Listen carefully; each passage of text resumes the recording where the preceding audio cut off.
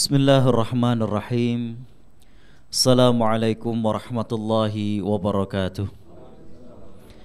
Innal hamdalillah nahmaduhu wa nasta'inuhu wa nastaghfiruh wa nastahdihi wa natubu ilaih wa na'udzu billahi min syururi anfusina wa sayyiati a'malina.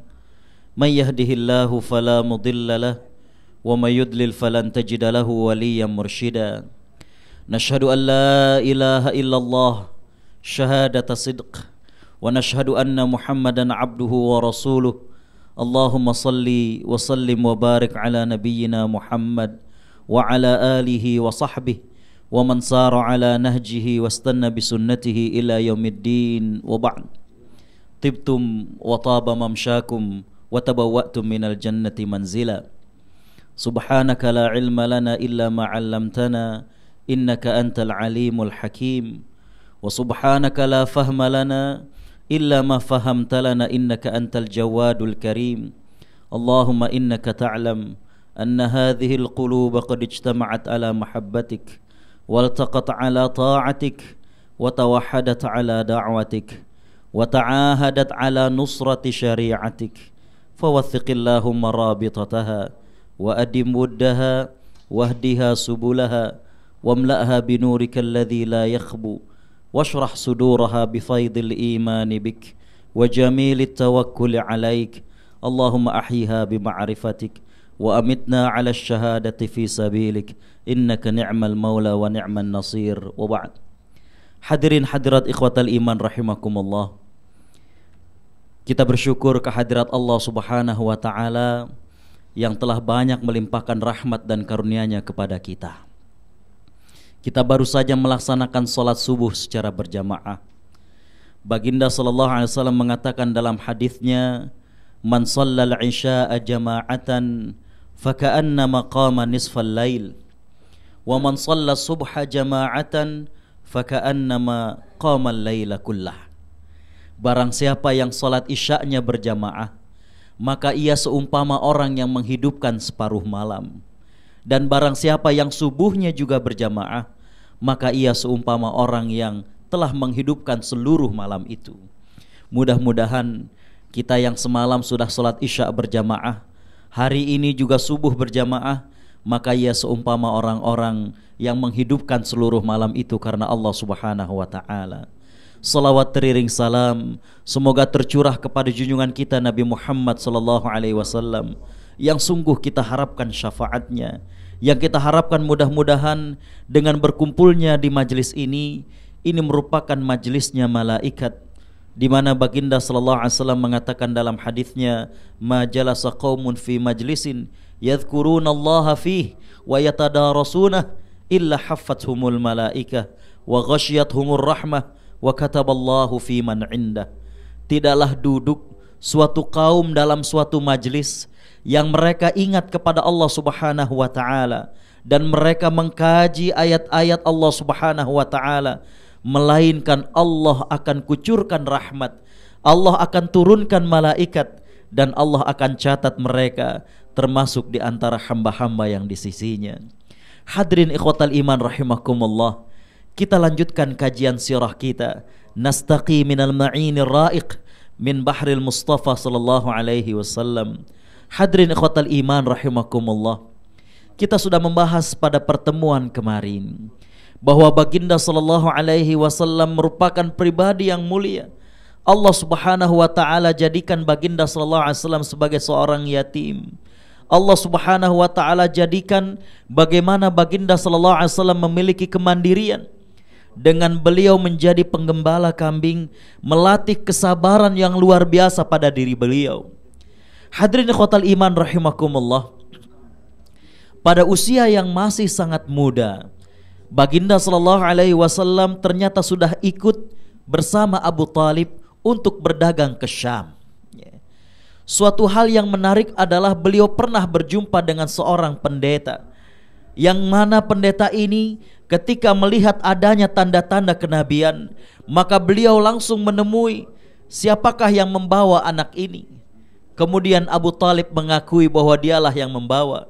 Maka pendeta ini mengatakan, kembalilah segera sebelum orang-orang Romawi mengetahui kedatangan orang ini, karena anak ini kelak akan menjadi seorang nabi. Maka ditunjukkanlah apa bukti-buktinya. Bapak Ibu yang Allah Subhanahu wa taala rahmati, maka kemudian pada saat diamati, setiap kali baginda sallallahu alaihi wasallam bergerak, maka beliau akan dinaungi oleh awan. Awan yang melindunginya dari terik matahari. Sungguh merupakan suatu tanda daripada kenabian Muhammad sallallahu alaihi wasallam. Hadirin ikhwatal iman rahimakumullah. Begitulah yang kita baca dalam banyak riwayat, bahwa sebenarnya orang-orang Nasrani, orang-orang Yahudi, mereka tahu akan diutusnya baginda sallallahu alaihi wasallam. Al-Quran menggambarkan bahwa pengetahuan mereka kama ya'rifuna abna'ahum, mereka kenal tanda-tanda kenabian sebagaimana mereka kenal dengan anak-anak mereka. Kita memiliki anak, kita kenal apakah ada tanda lahir pada keningnya, apakah ada tanda lahir pada badannya. Kurang lebih begitulah mereka kenal akan kedatangan Nabi sallallahu alaihi wasallam. Tapi sayangnya mereka zalim terhadap diri mereka sendiri. Ketika Allah Subhanahu wa taala kemudian mengutus baginda sallallahu alaihi wasallam dan ternyata bukan dari kalangan Yahudi, maka mereka tidak mengimaninya. Ya. Di Sydney ada sebuah museum, Sydney Jews Museum. Ya.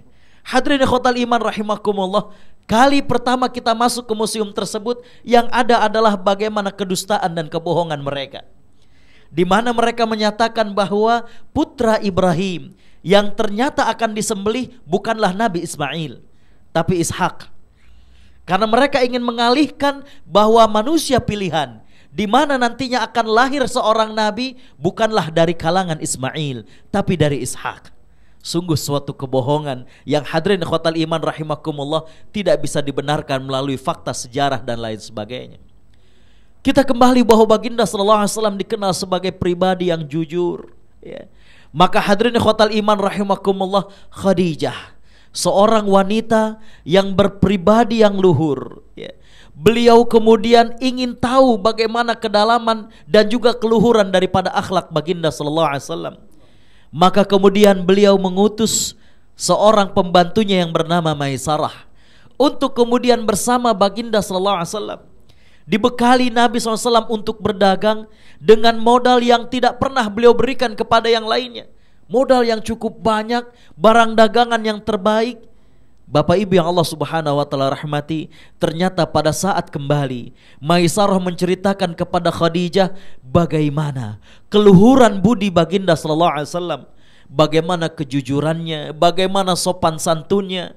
Bapak Ibu yang Allah Subhanahu wa taala rahmati, inilah yang diceritakan oleh Maisarah, sehingga kemudian baginda sallallahu alaihi wasallam kembali dan mendapatkan untung yang berlipat ganda pada saat itu.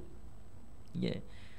Inilah yang semakin membuat hati Khadijah kemudian terkait, kemudian terpikat dengan baginda sallallahu alaihi wasallam. Maka dalam riwayatnya kemudian Khadijah mengutus seseorang untuk meminta kepada Nabi SAW agar kemudian mempersunting dirinya. Hadirin ikhwatal iman rahimakumullah, maka menikahlah baginda SAW dengan Khadijah. Saat itu usia baginda SAW adalah berusia 25 tahun, sedangkan Khadijah berusia 40 tahun. Sebuah pernikahan yang sangat agung, di mana baginda SAW berasal dari keturunan yang mulia, dan Khadijah juga berasal dari keturunan yang mulia. Khadijah adalah seorang yang memiliki keluhuran budi. Hadirin ikhwatal iman rahimakumullah, kita akan melihat bagaimana keluhuran budi daripada Khadijah. Ketika baginda sallallahu alaihi wasallam setelah menikah dengan Khadijah, maka beliau memiliki kebiasaan baik membantu orang-orang miskin yang berada di sekitar Mekah. Baginda menyantuni mereka, baginda kemudian memberikan sedekah kepada mereka. Hadirin ikhwatal iman rahimakumullah, Khadijah memiliki seorang sepupu, ya, yang bernama Waraqah bin Naufal. Waraqah bin Naufal masih memiliki agama yang sangat bil hanifiyati samha, agama yang sangat-sangat murni. Beliau kenal betul akan ciri-ciri kenabian. Inilah yang kemudian menjadi tempat bagi Khadijah bertanya. Ketika baginda sallallahu alaihi wasallam menceritakan berbagai macam hal kepada Khadijah, maka Waraqah lah yang menjadi tempat konsultasi daripada Khadijah. Kita akan melihat bagaimana keluhuran Khadijah.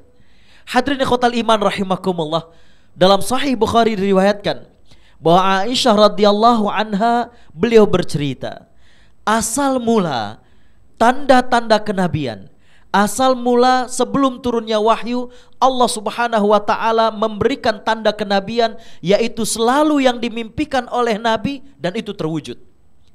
Kejadian ini berlaku sekitar 6 bulan. Hampir, bukan hampir, seluruh apa yang diimpikan oleh Nabi, maka itu kemudian terjadi.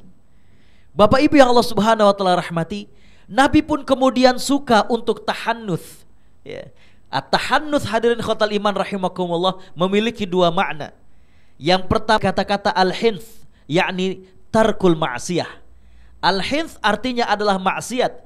Jadi artinya Nabi yatahannats, berada di Gua Hira, Nabi meninggalkan keadaan maksiat daripada masyarakat Quraisy. Makna yang kedua adalah sebagaimana yang disampaikan oleh Al-Imam Al-Bukhari. Dalam sahihnya dikatakan wa yatahannatsu fiha yata'abbadu fi ghari Hira. Jadi makna yatahannuts adalah beribadah di Gua Hira. Hadirin khotal iman rahimakumullah, maka tepatnya pada tanggal 21 Ramadan, pada saat Nabi SAW sedang berada di Gua Hira, idja'ahul malak, tiba-tiba datang seseorang, fa'akhadhani faghattani, kata Nabi SAW, maka kemudian orang tersebut meraih diriku dan memeluk diriku. Faqala iqra, faqultu ma ana biqari'in. Maka hadirin ikhwatal iman rahimakumullah, orang tersebut mengatakan kepadaku, baca. Aku mengatakan aku tidak mampu membaca. Fa akhadani wa akhadtani ashta hatta balagha minnil jahdu. Dalam riwayatnya hatta balagha minnil jahda, bisa juga dibaca hatta balagha minnil juhdu. Hadirin ikhwatal iman rahimakumullah, malaikat Jibril memeluk baginda dengan eratnya sampai kata Nabi, terasa penat, terasa letih diriku. Terus hadirin ikhwatal iman rahimakumullah, diminta untuk membaca dan Nabi lagi-lagi menjawab, ma ana biqari'in, aku tidak mampu membaca. Hadirin ikhwatal iman rahimakumullah, barulah kemudian Jibril memberikan wahyu, iqra bismi rabbikal ladzi khalaq, khalaqal insana min 'alaq, iqra wa rabbukal akram, alladzi 'allama bil qalam, 'allamal insana ma lam ya'lam. Faraja'a Rasulullah sallallahu alaihi wasallam, maka Nabi SAW pulang dari Gua Hira, yarjufu fuaduh, hatinya berdebar. Hadirin ikhwatal iman rahimakumullah, dalam kitab Akhbaru Makkah, karangan Imam Al-Faqihi, ada sebuah riwayat dhaif yang tidak bisa diterima, bahwa rasa berdebar ini adalah karena rasa takut. Bukan. Nabi SAW merasakan betapa besarnya amanah daripada risalah kenabian. Yarjufu fuaduh. Hadirin ikhwatal iman rahimakumullah, maka Nabi turun dari Gua Hira, kemudian beliau sampai ke rumah, wa inna jabinahu la yatafassadu araqan. Diriwayatkan bahwa keningnya, hadirin ikhwatal iman rahimakumullah, berpeluh, karena merasakan bagaimana amanah daripada kenabian. Maka pada saat beliau masuk ke dalam rumah Khadijah, maka kemudian Nabi SAW mengatakan, zammiluni zammiluni fazammaluhu. Maka kemudian Nabi mengatakan, selimutilah aku, selimutilah aku. Faqassa 'alaihal qasas. Maka kemudian Nabi SAW menceritakan apa yang terjadi Gua Hira. Nabi SAW memerlukan dukungan, memerlukan sokongan. Maka Khadijah kemudian mengungkapkan kalimat yang menunjukkan bagaimana keluhuran beliau. Beliau mengatakan, kalla wallahi ma yukhzikallahu abada. Demi Allah, Allah tidak akan memperhinakan dirimu. Innaka latahmilul kalla wa taksibul ma'dum wa taqrid dhaif wa tu'inu ala nawaibil haq. Kata Khadijah, sekali-kali tidak. Allah tidak akan menghinakan dirimu. Engkau adalah orang yang suka menyantuni orang miskin, membantu orang yang kesusahan, memuliakan tamu, bahkan engkau adalah orang yang membela kebenaran. Hadirin ikhwatal iman rahimakumullah, masih dari riwayat Aisyah dalam kitab Sahih Bukhari, hadirin ikhwatal iman rahimakumullah, kata-kata Khadijah bagaikan hujan setelah lama panas. Hadirin ikhwatal iman, begitu menyejukkan baginda sallallahu alaihi wasallam. Fatma'anna bihi qalbu Muhammad sallallahu alaihi wasallam. Inilah yang tidak menggantikan Khadijah dengan wanita apapun. Makanya Nabi SAW menjuluki Khadijah sebagai wanita luhur yang memiliki budi pekerti yang tinggi. Ya.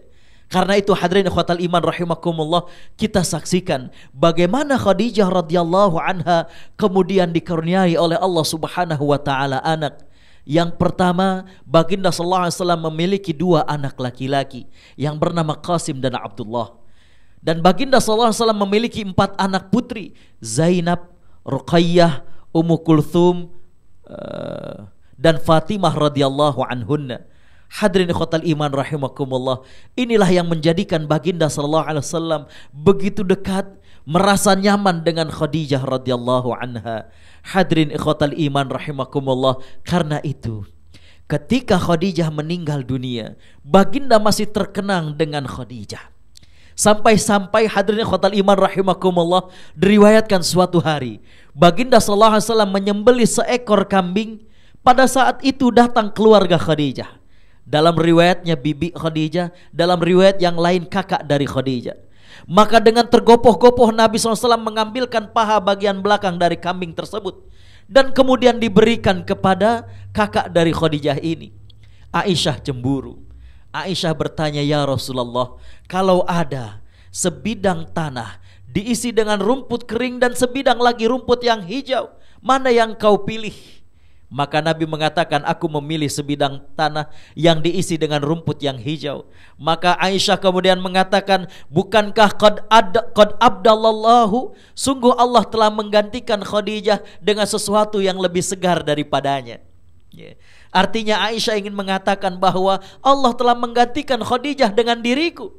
Tapi mengapa engkau masih teringat dengan Khadijah? Maka Nabi SAW kemudian mengatakan kepada Aisyah, innaha kanat wa kanat li indaha walad. Hadirin ikhwatal iman rahimakumullah, disebutkanlah kebaikan-kebaikan Khadijah dan Nabi SAW mengatakan, aku memiliki anak dari Khadijah. Syahdan, memang hadirin ikhwatal iman, baginda sallallahu alaihi wasallam hanya memiliki anak dari 2 orang istrinya, Khadijah radhiyallahu anha dan juga Maria, seorang wanita yang dihadiahkan dari Raja Mesir yang berasal dari Qibti. Beliaulah yang kemudian dikenal Maria Al-Qibtiyah. Hadirin ikhwatal iman rahimakumullah, ada pelajaran agung dari sini tentang betapa pentingnya pasangan hidup. Tentang betapa pentingnya hadirin ikhwatal iman rahimakumullah sebuah keluarga.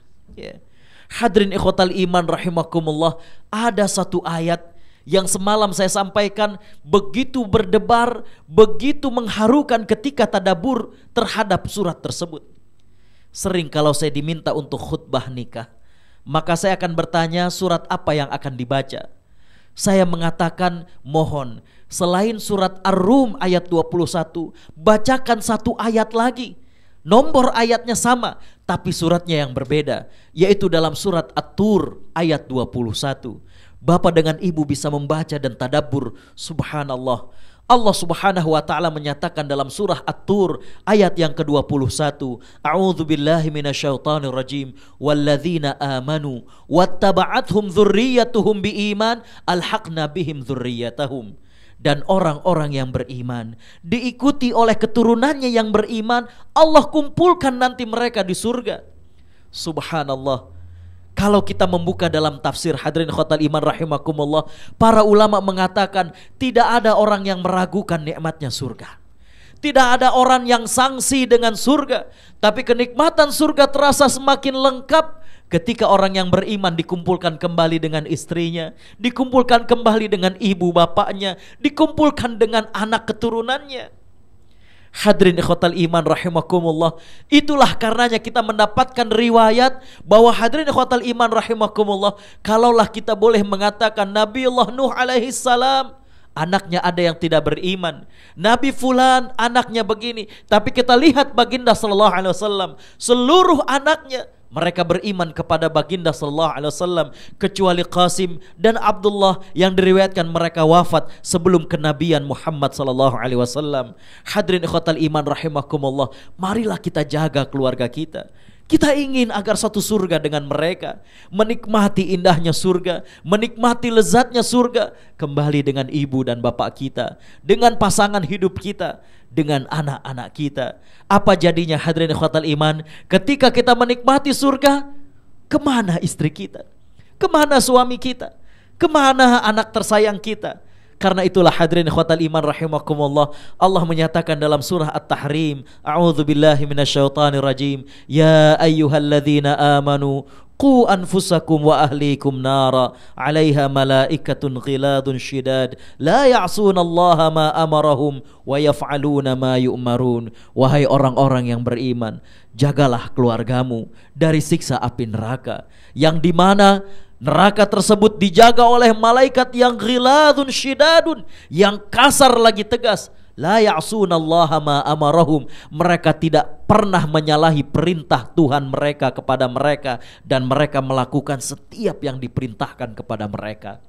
Hadirin ikhwatal iman rahimakumullah, kita cukupkan kajian sirah terhadap baginda sallallahu alaihi wasallam. Kita kemudian melanjutkan mengkaji tentang sirah al-ashrah al-mubasysyaruna bil jannah. Kita akan mengkaji 10 orang yang dijamin masuk surga oleh Allah Subhanahu wa taala. Kemarin kita sudah membahas Abu Bakar As-Siddiq. Hari ini hadirin ikhwatal iman rahimakumullah, kita akan membahas Umar bin Khattab. Hadirin ikhwatal iman rahimakumullah, Umar bin Khattab berasal dari Bani Adi. Bani Adi hadirin ikhwatal iman rahimakumullah terkenal memiliki perawak, memiliki badan yang gagah, wanitanya wanita cantik-cantik. Karena itulah hadirin ikhwatal iman rahimakumullah, secara fisik beberapa ulama, di antaranya hadirin ikhwatal iman rahimakumullah Al-Imam Ibnu Hajar Al-Asqalani dalam kitab beliau baik Tahdzibut Tahdzib, Taqribut Tahdzib, beliau menceritakan bagaimanakah rupa daripada Umar bin Khattab. Beliau memiliki perawakan yang tinggi, gagah, otot-otot terlihat dari bah kanan dan kirinya. Hadirin ikhwatal iman rahimakumullah, beliau lahir dari keluarga pemberani. Ayahnya adalah seorang pemberani, ya, Khattab, ya. Hadirin ikhwatal iman rahimakumullah, ibunya pun Samnah adalah seorang wanita pemberani yang beberapa kali ikut dalam peperangan. Hadirin ikhwatal iman rahimakumullah, disadari keduanya lah lahir Umar bin Khattab. Para ulama mengatakan Umar bin Khattab memiliki 2 sifat yang luar biasa. Yang pertama adalah Umar bin Khattab mampu memotivasi manusia. Beliau mampu membakar semangat orang lain. Yang kedua hadirin ikhwatal iman rahimakumullah, Umar bin Khattab memiliki kekuatan ruhiyah yang sangat tinggi. Perpaduan inilah yang menjadikan Umar bin Khattab dahsyat, karena keberanian tanpa kedekatan kepada Allah Subhanahu wa taala hanya menjadikan seseorang arogan, hanya menjadikan seseorang pemarah tanpa ada kedekatan pada Allah Subhanahu wa taala. Tapi di satu sisi hadirin ikhwatal iman rahimakumullah, Umar bin Khattab memiliki ruhiyah, memiliki kekuatan maknawi yang sangat tinggi. Tepatlah baginda sallallahu alaihi wasallam mengatakan, Maha suci Allah yang telah melembutkan batu cadas sehingga lebih halus daripada kain sutra. Umar bin Khattab bagaikan batu cadas. Ketika beliau marah, ketika beliau benci dengan sebuah kemungkaran, luar biasa dahsyatnya. Tapi hadirin ikhwatal iman rahimakumullah, ketika tersentuh hatinya dengan kebenaran, sangat halus, melebihi halusnya kain sutra. Hadirin ikhwatal iman rahimakumullah, demikianlah Umar bin Khattab, yang mana hadirin ikhwatal iman, begitu banyak kemuliaan yang bisa kita ceritakan tentang Umar bin Khattab. Tidak cukup waktu kita untuk menceritakan apa yang dimiliki oleh Umar bin Khattab. Salah satunya kita akan mengambil hadirin ikhwatal iman rahimakumullah, ketika Nabi SAW membagikan harta rampasan pada perang Badar, perang yang terjadi pada tahun kedua hijrah. Hadirin ikhwatal iman rahimakumullah, setelah selesai membagikan harta rampasan, maka kemudian ada yang disebut dengan as-sabaya, para tawanan, yang dalam riwayatnya ada 70 tawanan dari orang-orang Quraisy. Hadirin ikhwatal iman rahimakumullah, maka Nabi bermusyawarah dengan para sahabat, akan kita apakan tawanan-tawanan ini? Hadirin ikhwatal iman rahimakumullah, Umar bin Khattab kemudian mengatakan, ya Rasulullah, kita bunuh saja mereka. Nabi kemudian bertanya lagi, apakah ada pendapat yang lain? Apakah ada saranan lain? Maka kemudian hadirin ikhwatal iman rahimakumullah, Abu Bakar As-Siddiq kemudian mengatakan, ya Rasulullah, bagaimana kalau mereka kita minta uang tebusan? Kalau di antara mereka ada yang pandai belajar, ada yang pandai menulis dan membaca, kita minta tebusannya dengan cara mengajarkan baca tulis kepada kaum muslimin. Apa yang dilakukan oleh baginda sallallahu alaihi wasallam sebagai seorang pemimpin yang bijak? Beliau hadirin ikhwatal iman rahimakumullah mengatakan, wahai Abu Bakar, engkau adalah orang yang lembut. Engkau hadirin ikhwatal iman dikatakan oleh Nabi, engkau bagaikan Nabiullah Ibrahim alaihissalam, seorang Nabi yang sangat sayang kepada umatnya. Kemudian Nabi mengatakan kepada Umar, wahai Umar, engkau serupa dengan Nabi Nuh alaihissalam yang berdoa kepada Allah, Rabbi la tadhar alal ardi minal kafirina dayyara. Ya Allah, jangan kau sisakan sekecil pun seorang pun dari orang kafir di dunia ini. Nabi SAW memuji keduanya. Nabi memuji Abu Bakar yang dikatakan mirip seperti Nabi Ibrahim. Nabi memuji Umar yang dikatakan mirip dengan Nabi Nuh. Tapi dalam riwayatnya Nabi SAW kemudian mengambil pendapat daripada Abu Bakar. Maka kemudian dimintalah tebusan kepada para tawanan ini. Mereka yang tidak memiliki harta, maka kemudian diminta mengajarkan baca tulis kepada kaum muslimin. Hadirin ikhwatal iman rahimakumullah, ternyata keputusan ini keliru. Allah Subhanahu wa taala menegur dalam Al-Qur'an dalam surat An-Nisa, a'udzubillahi minasyaitonir rajim, ma kana lin-nabiyyi an yakuna lahu asra hatta yuthkhina fil ard. Tidak pantas bagi seorang nabi yang memiliki tawanan kemudian menukarkannya dengan dunia. Turiduna hayatad dunya. Hadirin ikhwatal iman rahimakumullah, ketika turun ayat tersebut Nabi menangis. Menangis berdua dengan Abu Bakar karena mereka salah dalam memberikan keputusan. Menangis hadirin ikhwatal iman rahimakumullah, ya. Dalam sirahnya kemudian Umar bin Khattab lewat hadirin ikhwatal iman, melihat Rasulullah SAW dengan Abu Bakar menangis. Maka Umar kemudian bertanya, wahai Rasulullah, apa yang menjadikanmu menangis? Ma yubkik, ya. Ditanya lagi kepada Abu Bakar, apa yang menjadikanmu menangis? Ditanya oleh Umar apa sebabnya, keduanya bertambah nangis. Maka kemudian Umar bertanya, ma yubkik, ya. Kalau memang hal tersebut adalah sesuatu yang sedih, maka aku akan menangis. Wa illa atabakau. Kalau bukan berita sedih, aku akan tangis-tangiskan diriku, ya. Hadirin ikhwatal iman rahimakumullah, Abu Bakar As-Siddiq hanya menyampaikan, ya Umar, pendapatmu tentang tawanan Badar adalah yang benar. Kalau kita kira-kira gimana hadirin ikhwatal iman? Kita mungkin akan mengatakan, kan udah aneh bilangin. Lebih kasarnya lagi, kan gue bilang apaan? Hadirin ikhwatal iman rahimakumullah, dalam riwayatnya ternyata Umar jauh lebih menangis, lebih kencang daripada Abu Bakar dan Rasulullah SAW. Inilah yang menjadikan Abu Bakar dan Rasulullah kemudian terdiam.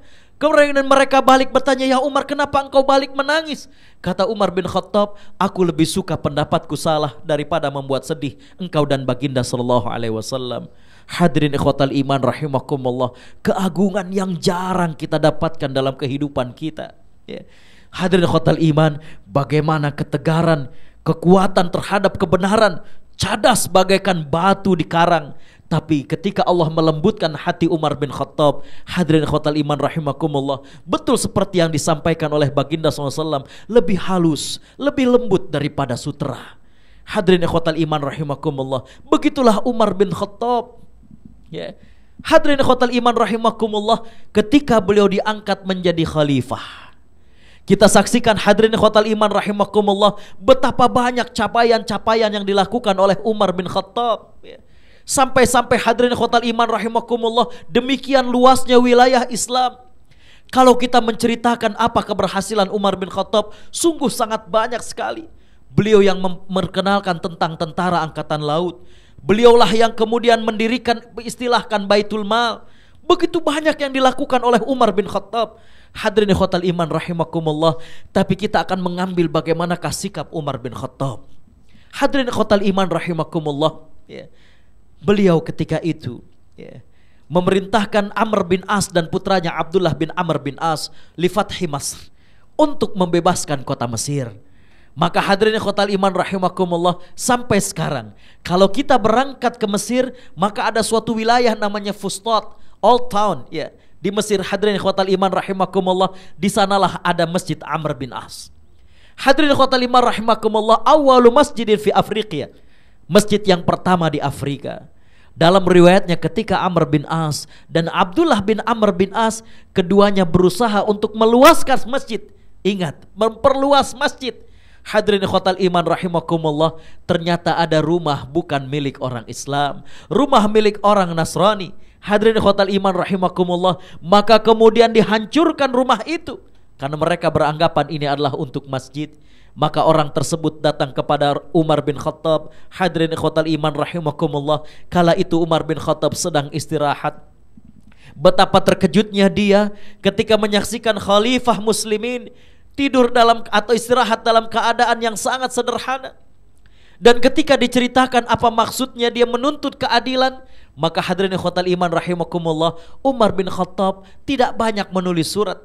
Dia hanya mencari sebuah tulang, kemudian ditulis huruf alif dalam tulang tersebut, kemudian dia mengatakan, serahkan ini kepada Amr bin As. Hadirin ikhwatal iman rahimakumullah, terkejut orang ini.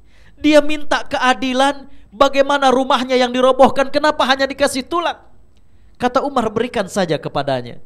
Hadirin ikhwatal iman rahimakumullah, betapa terkejutnya orang ini ketika menyaksikan Amr bin As menggigil ketakutan ketika diserahkan tulang dari Umar yang tertera ada huruf alif. Hadirin ikhwatal iman rahimakumullah, Amr bin As langsung memerintahkan agar kemudian dibongkar lagi masjid tersebut dan dibangunkan rumah orang itu. Orang tersebut bertanya, wahai Amr bin As, apa yang terjadi? Apa pesan Umar di sebalik tulang ini? Maka kemudian Amr bin As mengatakan, Umar mengingatkan diriku, berlaku adillah seperti huruf alif wahai Amr bin As, karena sesungguhnya engkau akan mati dan menjadi tulang seperti ini. Subhanallah, hadirin ikhwatal iman rahimakumullah, tiada keadilan yang melebihi daripada apa yang diwariskan oleh Islam. Hadirin ikhwatal iman rahimakumullah, begitulah Umar bin Khattab. Hadirin ikhwatal iman rahimakumullah, ketakwaan beliau sungguh luar biasa. Tapi sekali lagi, perpaduan antara kekuatan dan juga keberanian beliau dipadukan dengan kekuatan ruhiyah, kekuatan mental. Hadirin ikhwatal iman rahimakumullah, maka orang Nasrani tersebut kemudian masuk Islam. Ya. Karena itu hadirin ikhwatal iman rahimakumullah, saya teringat dengan sebuah ungkapan dari seorang dai dari Irak. Beliau mengatakan kepada kita semuanya, apalagi kita yang berada di Australia ini, beliau mengatakan, kun kal farashah ta'siruha kullu ainin ra'atha walam tantiq bi kalimah. Jadilah kita muslim like a butterfly, seperti kupu-kupu. Setiap mata yang memandang akan terpikat, walaupun kupu-kupu tidak pernah bertutur kata. Dengan keindahan Islam yang kita bawa, orang akan terpikat dengan Islam, walaupun kita tidak bercakap-cakap. Hadirin ikhwatal iman rahimakumullah, itulah yang disebut dengan akhlakul mu'min. Akhlakul mu'min, kun kal farashah ta'siruha kullu ainin ra'atha walam tantiq bi kalimah. Hadirin ikhwatal iman rahimakumullah, itulah kekuatan Umar bin Khattab, kesolehan Umar bin Khattab. Tapi hadirin ikhwatal iman rahimakumullah, bagaimana luar biasanya Umar ketika beliau lewat. Ada sekelumpulan dari para sahabat yang memuji Umar bin Khattab. Mereka mengatakan, lau annan nas yadkhuluna an-nara illa wahid lakana Umar. Kalau manusia semuanya masuk neraka kecuali satu, kayaknya Umar nih orangnya. Umar bin Khattab yang mendengarkan pujian ini, beliau tidak menjadi sombong. Justru beliau mengatakan, yaqulu fi nafsihi lau annan nasa yadkhulunal jannah illa wahid la anta Umar. Beliau mengatakan kepada dirinya, kalau manusia masuk semuanya ke dalam surga kecuali satu, ente Umar orangnya. Beliau menekan dirinya agar jangan sampai kemudian muncul sifat-sifat kesombongan dalam dirinya. Hadirin ikhwatal iman rahimakumullah, begitu banyak yang bisa kita peroleh dari Umar bin Khattab.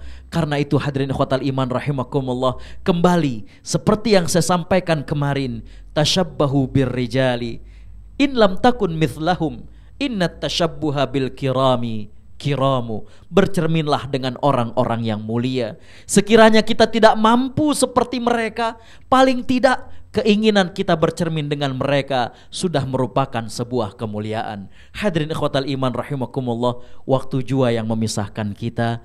Insya Allah kita akan sambung lagi dalam pertemuan kita besok, melanjutkan sirah baginda sallallahu alaihi wasallam, dan kita akan mengkaji thalith al-mubasysyaruna bil jannah, orang ketiga yang dijamin dan dijanjikan masuk ke dalam surga, yaitu Utsman ibni Affan Allahu an. Hadirin ikhwatal iman rahimakumullah, saya mengingatkan diri saya pribadi dan juga kepada hadirin semuanya, kita berada fil ashril awakhir min syahri Ramadan. Kita berada di 10 hari terakhir di bulan Ramadan. Wa kana Rasulullah sallallahu alaihi wasallam idza dakhala al-ashr al-awakhir shadda al-mi'zar wa ayqaza ahlah wa ahya lailah.